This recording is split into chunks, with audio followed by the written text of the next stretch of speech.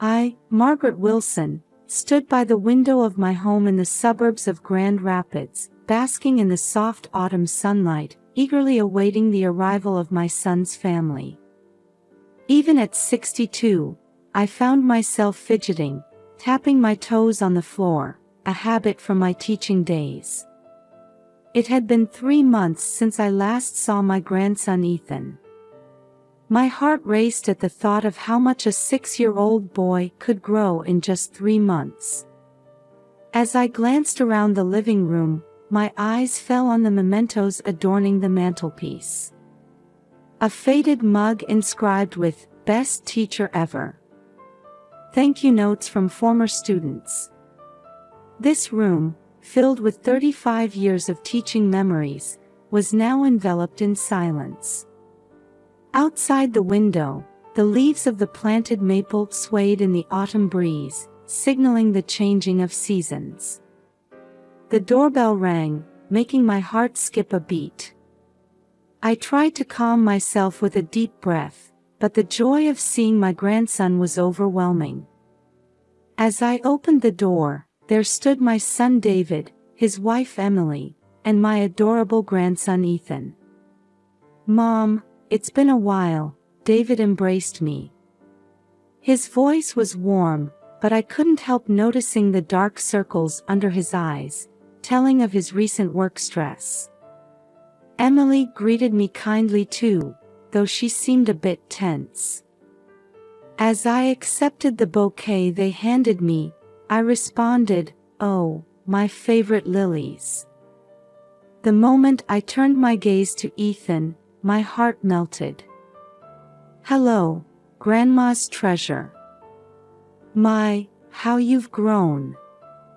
Ethan just nodded slightly, without his usual energetic greeting.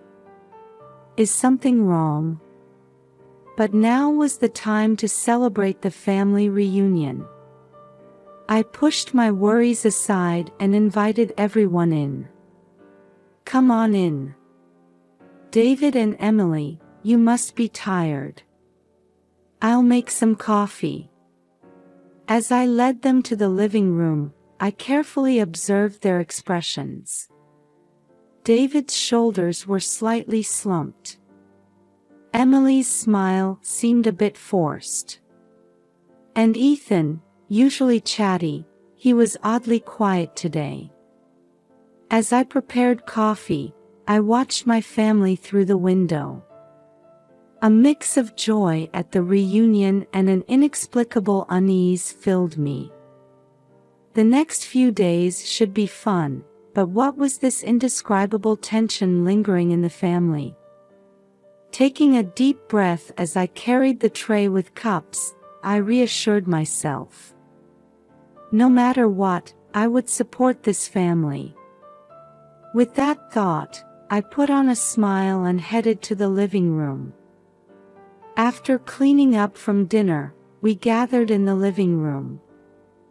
Outside the window, the evening sky was beginning to turn a deep purple. The soft glow of the table lamp gently illuminated the room as each family member settled into their relaxation time. David sank deep into the large armchair, his work tablet resting on his lap. Emily sat at the edge of the sofa, occasionally sighing as she scrolled through her smartphone. Both seemed unable to fully switch off from work mode. "How about some dessert?" "I baked an apple pie," I offered. David and Emily looked up, showing tired smiles. "Thanks, Mom.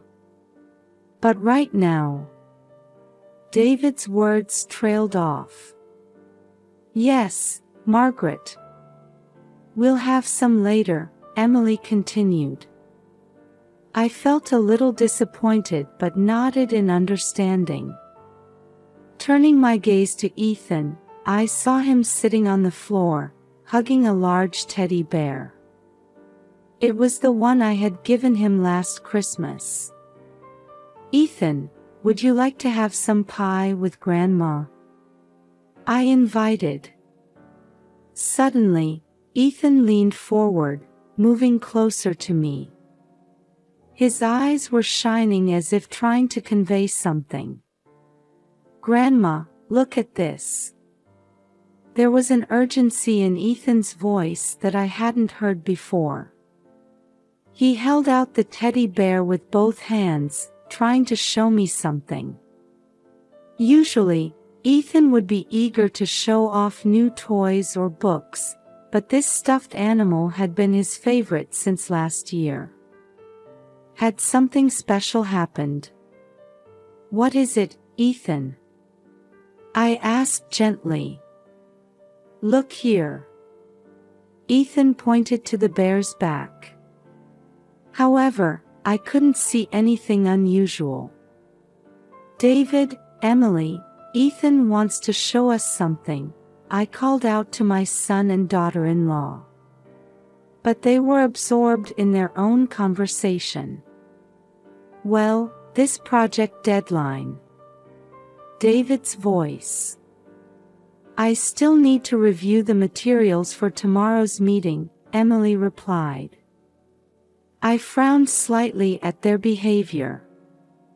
Work is important, of course. But family time is even more precious. Especially when Ethan seemed to have something important to say. "Ethan, can you tell Grandma a bit more?" I spoke gently, meeting his gaze. Ethan opened his mouth to speak but suddenly hesitated, biting his lip. Then, he insistently pushed the stuffed animal towards me again. This behavior struck me as very odd. Usually, Ethan would clearly express what he wanted to say. I gently placed my hand on Ethan's forehead, checking for a fever. He wasn't warm. But his eyes held something, a plea of sorts. It seemed like he wanted to convey something important but couldn't find the right words. "Ethan, it's okay. Grandma's here. You can tell me anything." At my words, Ethan seemed to relax his shoulders just a bit. But he still couldn't bring himself to speak. At this point, I couldn't understand the meaning behind Ethan's behavior. I only knew that my grandson was desperately trying to communicate something. And it wasn't just a child's whim. Outside the window, the sun had completely set. Inside the room, only the mysterious air surrounding Ethan's stuffed animal quietly lingered. Even after night fell and the family had retired to their rooms, I couldn't shake Ethan's unusual behavior from my mind. Lying in bed, staring at the ceiling, I replayed the day's events. Especially the image of Ethan desperately trying to show me that stuffed animal was burned into my eyelids. Around 1 a.m., I finally got up. "I just can't sleep, I'm so worried," I muttered to myself. Slipping on my slippers, I quietly made my way to Ethan's room. I tiptoed carefully down the hallway, trying not to let the floorboards creak. As I gently opened the door to Ethan's room, moonlight streamed through the window, softly illuminating my sleeping grandson. The stuffed animal in question was placed beside his bed. Taking a deep breath, I carefully picked it up. Back in the living room, I turned on the table lamp. In the soft light, I began to examine the stuffed animal meticulously. Every touch brought back warm memories of last Christmas. But now, I couldn't shake the feeling that this teddy bear held some secret. As my fingers traced over the surface of the stuffed animal, I felt something odd on its back. Looking closer, I noticed a small zipper cleverly hidden along the fur. Could it be? I thought as I nervously unzipped it. Inside was a carefully folded piece of paper, covered in Ethan's childish handwriting. My heart started racing as I began to unfold and read it. The letter, which began with "Dear Grandma," made my heart pound even faster. The contents detailed Ethan's experiences of bullying at school. It painfully conveyed how he was being harassed daily by certain children. What surprised me even more was that it also mentioned his parents' work situation and recent changes in the family atmosphere. Daddy and Mommy are always tired and arguing. I don't want to make them more worried. When I read this line, I felt a tightening in my chest. Ethan, worried about his parents' work stress, couldn't bring himself to consult them, fearing he would worsen the already tense atmosphere at home. And the last line struck me hard. "Grandma, you always know what to do. Please help me." These words conveyed Ethan's trust in my experience and calmness. He probably expected that I, with my years of experience as a teacher, could offer appropriate advice. After finishing the letter, I felt a deep shock along with a strong sense of purpose. I closed my eyes and took several deep breaths. I mustn't panic. I need to respond calmly and carefully. "Ethan, Grandma will definitely help you," I whispered softly. Looking at the clock, it was already past 2 a.m. I couldn't take action right away. First, I needed to calm my own feelings and think about how to approach this tomorrow. I returned the stuffed animal to its original state and quietly placed it back in Ethan's room. I gave a soft kiss on my sleeping grandson's cheek. "It's okay, you're not alone," I whispered. Back in my room, I sat on the bed, gazing at the moon outside the window. In my mind, I began to organize how to handle this situation. Protecting Ethan and improving communication within the whole family, these were the top priorities. From tomorrow, we'll solve this one step at a time, I told myself.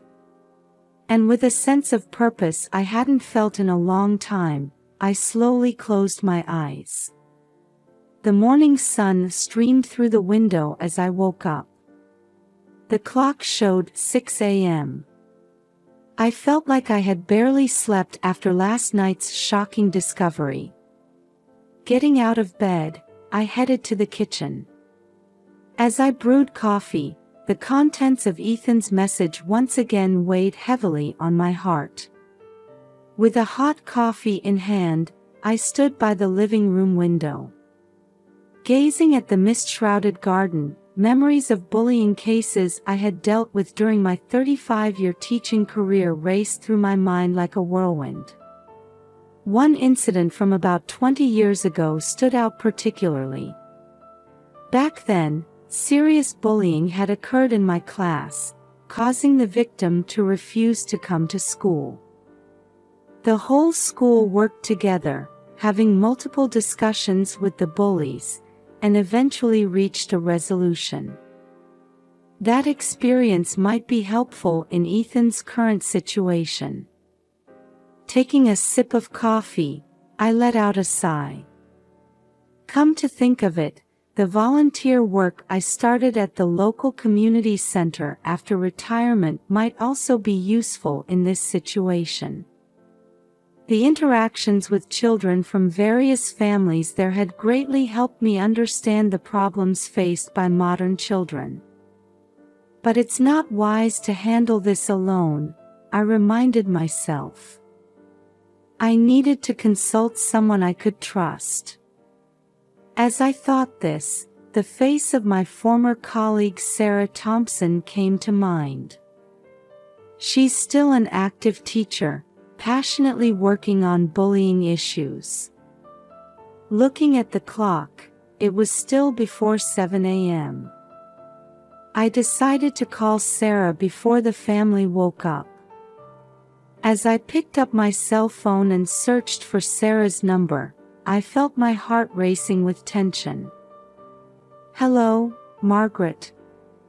What's the matter so early?" Sarah's voice came through. "Sarah, I'm sorry for calling so early. I have an urgent matter to discuss." I began to explain the situation concisely. Sarah listened carefully, occasionally asking questions and sharing information about current anti-bullying measures in schools. As I listened, I was once again struck by the complexity of the problems facing today's children. Cyberbullying through social media, diverse family environments, pressure for academic achievement, all these factors intertwined in ways we never imagined in our time. "Margaret, we need to handle this carefully. But I'm sure you can deal with it well." Sarah's words of encouragement gave me a bit of courage. After hanging up, I looked out the window to see the morning mist starting to clear, signaling the start of a new day. Before the family wakes up, I need to think about how to broach this topic. Especially with David and Emily, they need to understand Ethan's feelings. Taking a deep breath, I calmed my mind. One step at a time, but steadily, I told myself. Then, I opened the phone book and started looking for the school's number. As dusk fell, I was in the kitchen preparing dinner, carefully choosing my words in my mind. Tonight, we needed to have an important conversation as a family. As the aroma of a savory lasagna wafted from the oven, I heard the front door open. "We're home," David and Emily's tired voices echoed. "Welcome back." I took a deep breath and headed to the living room. After dinner, we settled on the sofa. Ethan sat next to me, looking anxious. "Everyone, I have something important to discuss," I began quietly. I carefully explained about the bullying problem at Ethan's school and how he had been trying to face it alone. I felt a pang in my chest as I saw David and Emily's faces cloud with surprise and regret. "Why didn't you tell us?" Emily's voice trembled. Ethan answered in a small voice, "Dad and Mom always seemed so busy. I didn't want to worry you."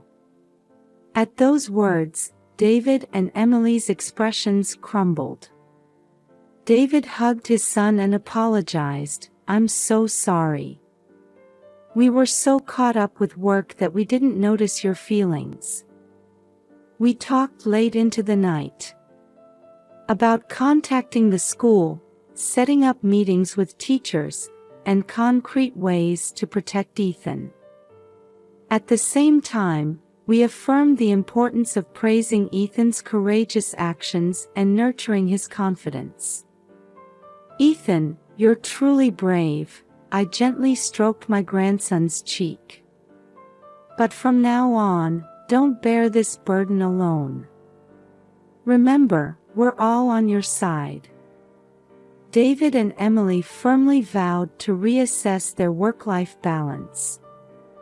"Let's make time to spend together as a family every night," Emily suggested, and we all nodded in agreement. As the night wore on, Ethan fell asleep looking a bit more at ease. We three adults continued our conversation around the kitchen table, sipping herbal tea. "Mom, thank you so much," David squeezed my hand. "If it weren't for you, we might have taken much longer to notice this problem." Emily nodded, her eyes welling up. "We need to do better." Outside the window, the full moon shone gently. "The road ahead won't be easy." But through this night's dialogue, I could feel that our family bond had grown stronger. Several weeks after our meeting with the school, on a chilly autumn morning, we gathered in the auditorium of Ethan's school. It was a special assembly called by the principal. I sat between David and Emily, gently holding the shoulder of a slightly nervous Ethan. The principal took the stage and began speaking quietly. Today is an important day for our school community. Recently, a serious bullying issue came to light. However, thanks to the brave action of one student, we've been given a chance to change. I felt Ethan stiffen beside me. The principal continued. Ethan Wilson, please come up to the stage. As a murmur spread through the auditorium, Ethan stood up on shaky legs. I gently pushed his back and gave him an encouraging smile. Ethan's courage has revamped our school's anti-bullying program. His actions have touched many hearts. At those words, several boys stood up in one corner of the auditorium. They were the former bullies. They bowed their heads and walked towards Ethan. The boy who seemed to be their leader spoke with a trembling voice, "Ethan, we're really sorry. We hurt you. But from your courage, we learned the importance of kindness. Can you forgive us?" The auditorium fell silent. All eyes were on Ethan. He hesitated for a moment but then slowly nodded. "Yes, I forgive you. But promise never to bully anyone again, okay?" At that moment, a huge round of applause broke out. I wiped away tears as I exchanged glances with David. His eyes were moist too. The principal explained the new anti-bullying program and called for cooperation from all students. When each of us has a heart that cares for others, that's what makes this school a wonderful place. After the assembly, our family huddled around Ethan in a group hug. "Your courage changed everyone," I kissed my grandson's cheek. David and Emily looked at Ethan proudly. "From now on, we promise to listen to you more," Emily vowed. That night, we held a barbecue party in the backyard. Under the starry sky, family and neighbors gathered to celebrate Ethan's courage. He seemed a bit embarrassed but definitely showed a confident expression. 1 year later, in the summer, Ethan had moved on to middle school and was adapting well to his new environment. He now serves as a member of the school's anti-bullying committee and acts as a counselor for younger students. David and Emily kept their promise and reassessed their work-life balance.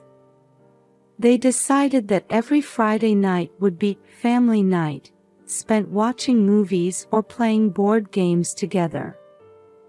I started conducting anti-bullying workshops at the local community center. I found new fulfillment in using my experiences to help other families and children. One evening, as Ethan and I were swaying in the hammock in the backyard, I suddenly asked him, "Do you have any regrets about what happened back then?" Ethan thought for a moment before answering. "No, I don't regret it. That experience made me stronger, and it brought our family closer together. Plus, I learned how important it is to forgive people." His words made my chest feel warm. Through the window, I could see David and Emily laughing as they prepared dinner in the kitchen. This family bond, and Ethan's growth. It all started with that message hidden in a small stuffed animal. I hugged my grandson tightly and whispered in my heart, "No matter what challenges come our way, we'll be all right. Because we have strong hearts that care for each other." In the twilight sky,